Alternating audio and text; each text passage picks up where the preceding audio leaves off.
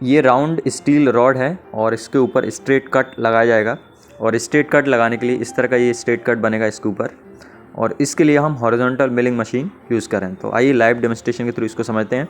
सबसे पहले आप देख सकते हैं टेबल है मशीन का, और टेबल के ऊपर आपने फिक्सर लगाया हुआ। इस फिक्सर में 2 रॉड आप एक साथ क्लैम्प करते हैं। अब ये क्लैम्प करने के लिए आप देख सकते हैं एलन की यूज़ कर रहे हैं, और इससे आप इसके जो बोल्ट्स होते हैं एलन बोल्ट्स उनको टाइट कर रहे हैं, जिससे आपका वर्कपीस सही से क्लैम्प हो जाए। और मशीन कोई भी चलाने से पहले हम ये ज़रूर सुनिश्चित करते हैं, ये आप टेबल है, टेबल्स के ऊपर फिक्सर लगा हुआ है, ये सुनिश्चित करते हैं कि वर्कपीस अच्छे से क्लैम्प होना ज़रूरी है और टूल भी अच्छे से क्लैम्प होना ज़रूरी है मजबूती से। अब ये मशीन स्टार्ट कर दिया है और टेबल कंटिन्यूसली मूव कर रहा है। ये आप देख सकते हैं आर्बर है, आर्बर के ऊपर आपका मिलिंग कटर माउंटेड रहते हैं, और आर्बर बेसिकली मशीन स्पिंडल से कनेक्टेड रहता है। तो स्पिंडल घूमता है, उससे आर्बर घूमता है, आर्बर से मिलिंग कटर घूमते हैं।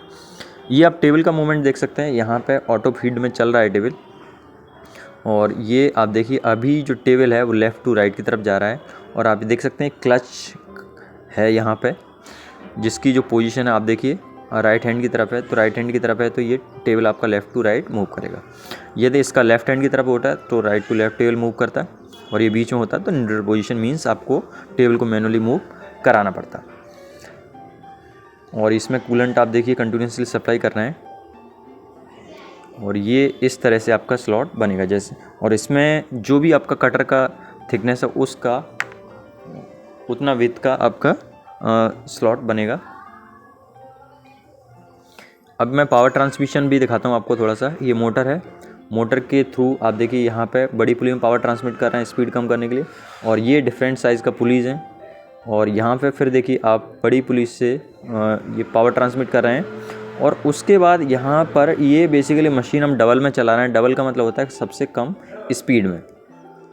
तो डबल में चलाने के लिए क्या है, आपका जो पावर है वो पहले इस उधर गया पुली में, और फिर पुली से आपका इधर छोटे इस यहाँ से बड़े गियर छोटा गियर, और इससे फिर आपका ये स्पिंडल में पावर आएगा।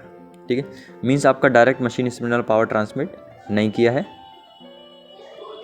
अब फीड का यदि आप मैकेनिज्म देखें तो यहाँ पे ये जो मशीन का स्पिंडल है उस स्पिंडल से ही पावर आप चेन ड्राइव के थ्रू नीचे ट्रांसमिट कर रहे हैं, जहाँ से आप फीड गियर बॉक्स में पावर का ट्रांसमिशन करेंगे। आपको मैं फीड गियर बॉक्स का भी दिखाता हूँ।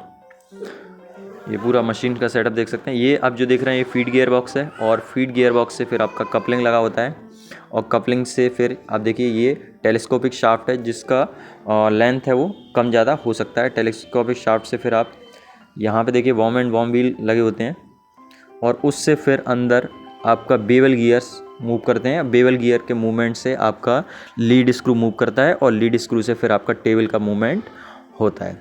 इसके ऊपर मैंने वीडियो बनाया हुआ है टेबल का मूवमेंट अलग से किस तरह से होता है। ये वर्क पीस बन के तैयार हो गया तो उसको अब रिमूव कर लिया, हटा लिया, नए वर्क पीस को इसके ऊपर क्लैम्प कर देंगे फिक्सचर के ऊपर। ये देखिए ये आप देख सकते हैं लीड स्क्रू मैंने दिखाने की कोशिश की है नीचे से, और लीड स्क्रू नट मैकेनिज्म की वजह से ही आपका टेबल का मूवमेंट टू एंड फ्रो होता है। ये लीड स्क्रू मैनुअली मूव करा सकते हैं और ऑटोमेटिक मूव करा सकते हैं। ये आप देख सकते हैं यहाँ पे नी है, और ये आपका लीड स्क्रू ये vertically up and down movement कराने के लिए है। मैं आपको थोड़ा सा बेवल गियर्स दिखाता हूँ। बेवल गियर बेसिकली मोशन के डायरेक्शन को चेंज करने के लिए होते हैं। जैसे आप यहाँ पे देखिए ये बेवल गियर है, और इस बेवल गियर से ऊपर वाला बेवल गियर घूम रहा है।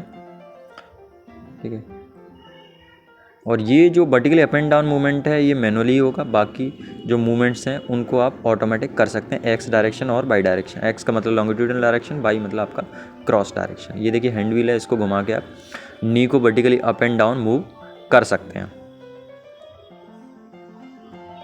ये आपके बेवल गियर्स लगे हुए हैं,